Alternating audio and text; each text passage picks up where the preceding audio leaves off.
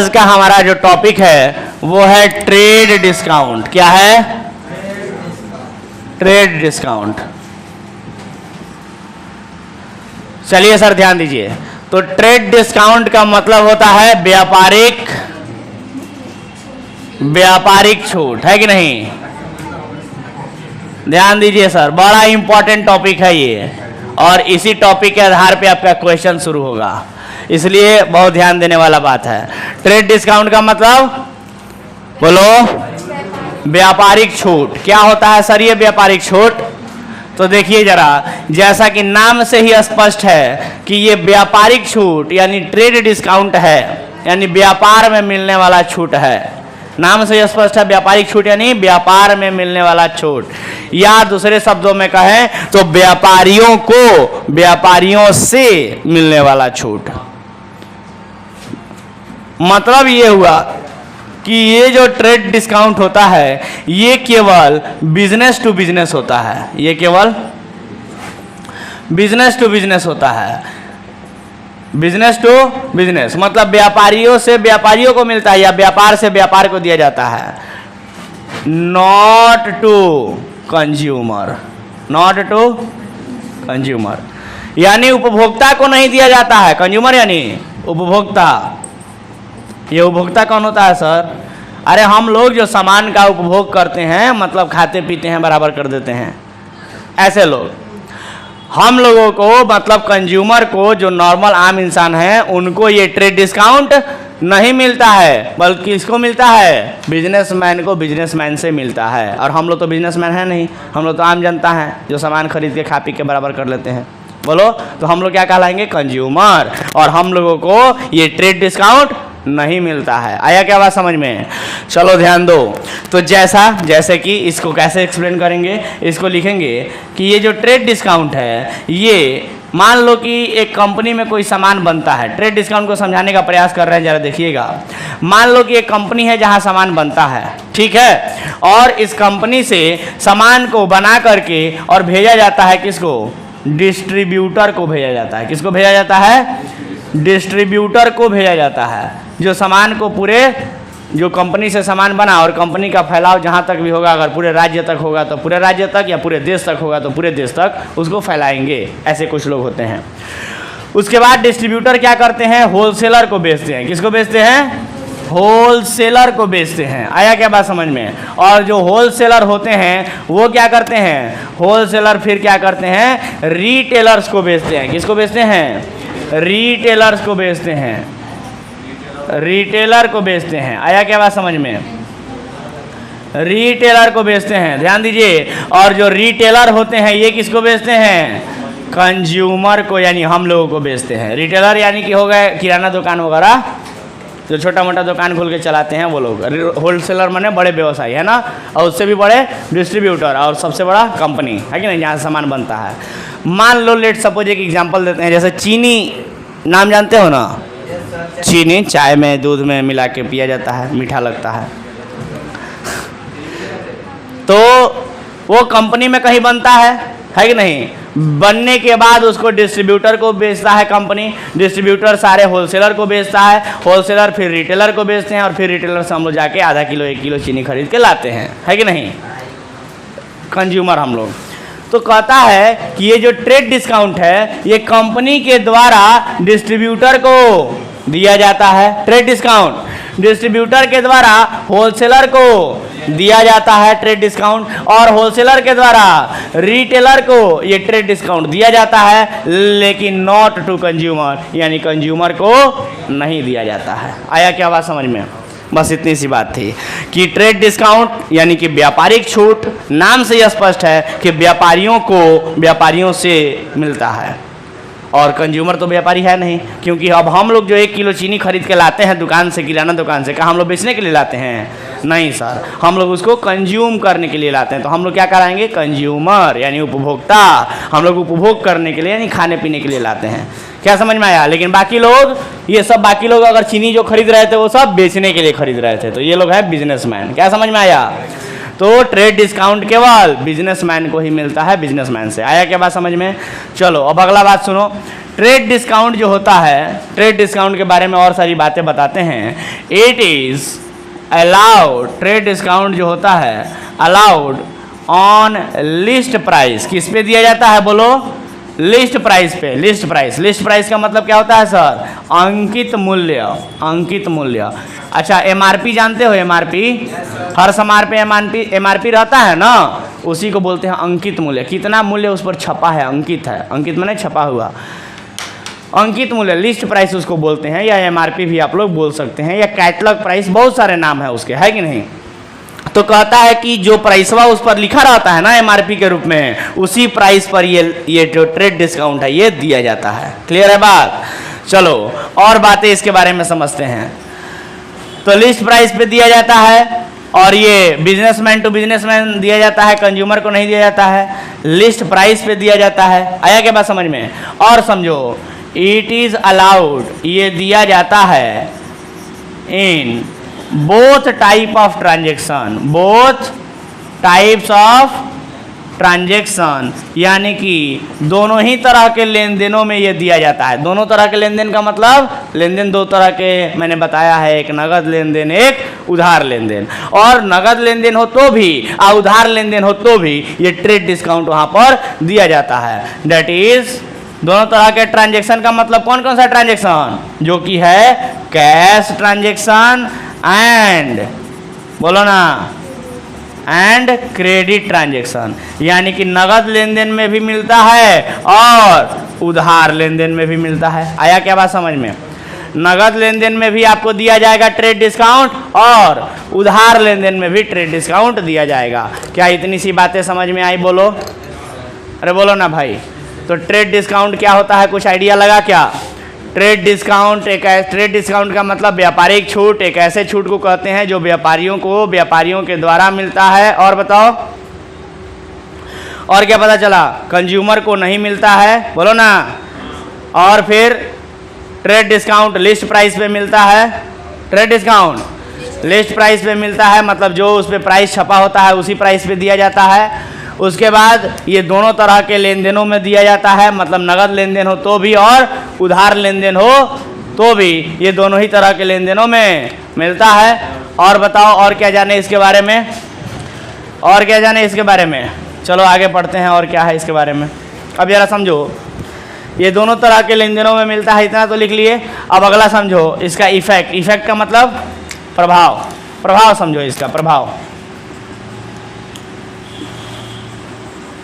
Effect यानी प्रभाव।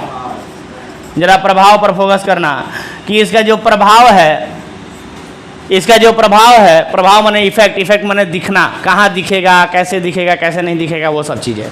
तो कहता है कि इसका जो इफेक्ट है, डज नॉट शोन, नहीं दिखता है, does not shown in entry. जब एंट्री आप लोग बनाते हैं, जर्नल एंट्री बनाते हैं ना, तो जब आप लोग एंट्री बनाते हैं उस पॉइंट ऑफ टाइम पे इसका प्रभाव नहीं दिखता है। यानी कि ट्रेड डिस्काउंट जर्नल एंट्री में, जैसे कैश अकाउंट डेबिट लिखते हो ना, और फिर कुछ कुछ डेबिट कुछ कुछ क्रेडिट लिखते हो ना, उस डेबिट क्रेडिट लिखते समय पर ट्रेड डिस्काउंट को कहीं भी नहीं दिखाया जाता है। बट लेकिन इट्स इफेक्ट, इसका जो इफेक्ट होता है, शॉन इन अमाउंट, लेकिन इसका जो प्रभाव होता है वो अमाउंट पर दिखता है। इसका प्रभाव एंट्री में नहीं दिखता है, लेकिन अमाउंट पर दिखता है। आया क्या बात समझ में? मतलब ये हुआ कि जो आप अमाउंट वाले कॉलम में डेबिट में कुछ लिखते हो और क्रेडिट में कुछ लिखते हो, उसमें ये ट्रेड डिस्काउंट का इफेक्ट जो है अमाउंट का, वो दिखता है। मतलब वहाँ पर अमाउंट जो है वो माइनस करके लिखा जाता है। डिस्काउंट मिलेगा तो माइनस होगा ना, जो प्राइस है वो घटेगा ना, तो डिस्काउंट जो होता है ट्रेड डिस्काउंट की वजह से वो प्राइस माइनस करके दिखाया जाता है। तो यही सब छोटी छोटी बातें हैं जो आपको ध्यान रखनी है। 3-4 बातें हैं, आइए एक बार रिवाइज कर लेते हैं कि ट्रेड डिस्काउंट क्या होता है। तो चलिए सब लोग ध्यान से सुनेंगे और बोलने का प्रयास करेंगे। ट्रेड डिस्काउंट यानी कि व्यापारिक छूट। नाम से स्पष्ट है कि व्यापारियों को व्यापारियों से मिलता है, लेकिन कंज्यूमर को नहीं मिलता है। जैसे कि हमने कहा कि एक कंपनी वाला डिस्ट्रीब्यूटर को देता है ट्रेड डिस्काउंट, डिस्ट्रीब्यूटर होलसेलर को देता है, होलसेलर रिटेलर को देता है, लेकिन रिटेलर कंज्यूमर को नहीं देता है क्योंकि कंज्यूमर को नहीं मिलता है। उसके बाद हमने कहा कि ट्रेड डिस्काउंट लिस्ट प्राइस पर दिया जाता है, अंकित मूल्य पर, जो प्राइस एमआरपी आप लोग जानते हैं ना, उसी प्राइस पे दिया जाता है। उसके बाद it is allowed in both type of transaction, that is cash transaction and credit transaction, यानी कि नगद लेन देन हो तो भी या उधार लेन देन हो तो भी किसी भी तरीके के लेन देन में ये ट्रेड डिस्काउंट दिया जाता है। क्लियर है बात? उसके बाद इफेक्ट यानी प्रभाव, जो ट्रेड डिस्काउंट का प्रभाव है ये एंट्री में नहीं दिखता है। ट्रेड डिस्काउंट का प्रभाव एंट्री में नहीं दिखता है लेकिन अमाउंट पर दिखता है, और यही सब बातें आपको ध्यान में रखनी है। This is trade discount. अब आइए इन्हीं सब चीजों को प्रैक्टिकली हम लोग करके देखते हैं कि सर क्वेश्चन में कैसे आएगा। That's it. चलिए आगे बढ़ते हैं। ध्यान दीजिए इधर, तो ट्रेड डिस्काउंट से संबंधित सवाल आप लोगों को बताते हैं, जरा उस पर गौर करेंगे। लिखते हैं एग्जाम्पल नंबर 1, ठीक है, जरा ध्यान देंगे। गुड्स परचेज्ड, मान लीजिए कि हम लोग कंज्यूमर नहीं है फिलहाल के लिए, मान लीजिए हम लोग रिटेलर, होलसेलर या डिस्ट्रीब्यूटर में से कोई हैं, ठीक है, तो हम लोग सामान खरीद रहे हैं क्योंकि तभी तो हम लोग को ट्रेड डिस्काउंट मिलेगा ना।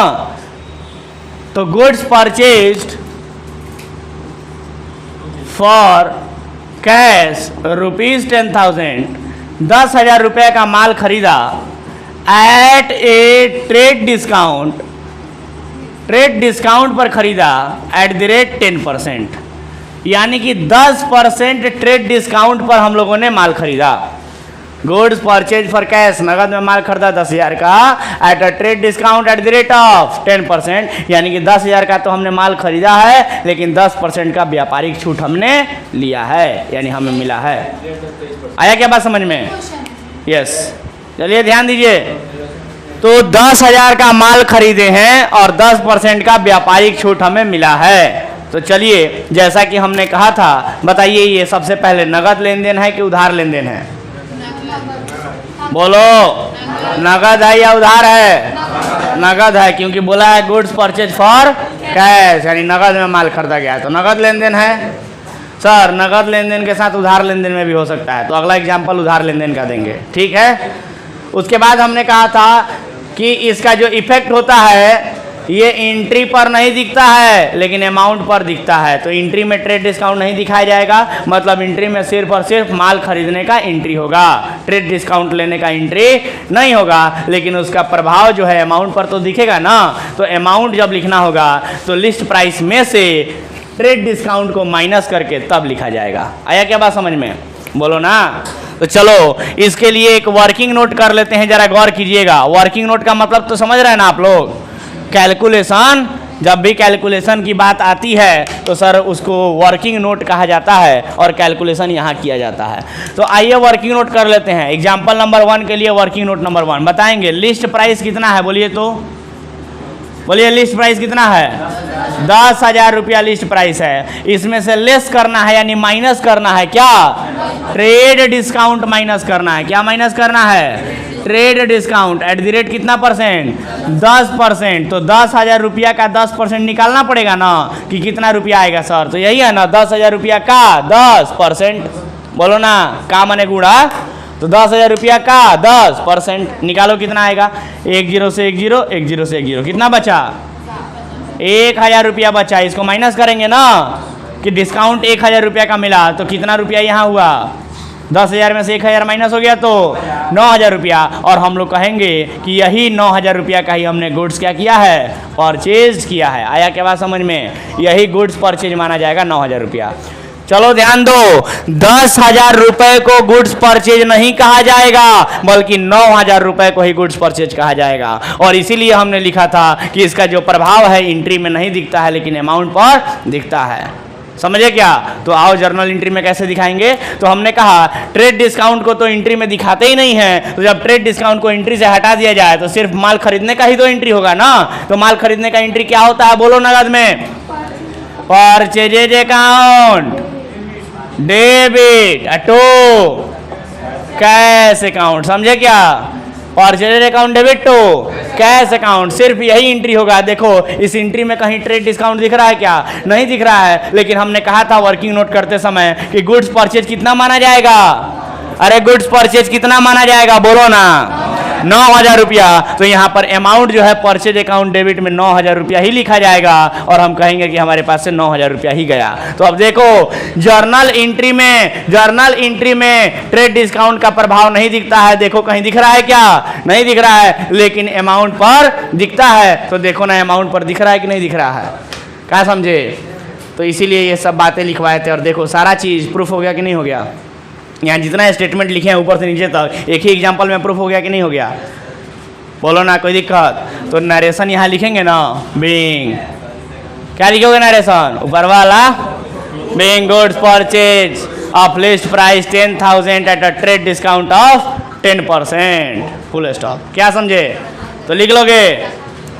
तो ये था आपका ट्रेड डिस्काउंट का पहला एग्जाम्पल। समझे क्या? ट्रेड डिस्काउंट का पहला एग्जाम्पल। कोई दिक्कत किसी को? तो ये था ट्रेड डिस्काउंट का पहला एग्जाम्पल, इसको नोट कर लेना है। फिर आइए, जैसे कि हमने कहा कि ये सर नगद लेन देन है, आइए एक एग्जाम्पल उधार लेन देन का भी देते हैं इधर मिटा करके। तो जल्दी से क्लियर कर लेना है और दूसरा एग्जाम्पल हम इधर लिखते हैं, ठीक है? चलो अगला एग्जाम्पल देखो।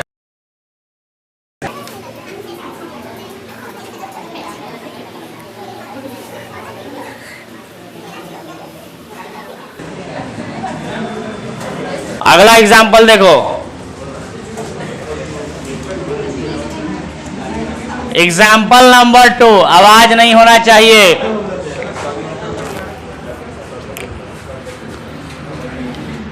Goods purchased from Mohan rupees 5,000 at a trade discount at the rate 10%। समझ गए? मोहन से 5,000 रुपए का माल खरीदा 10% ट्रेड डिस्काउंट पे।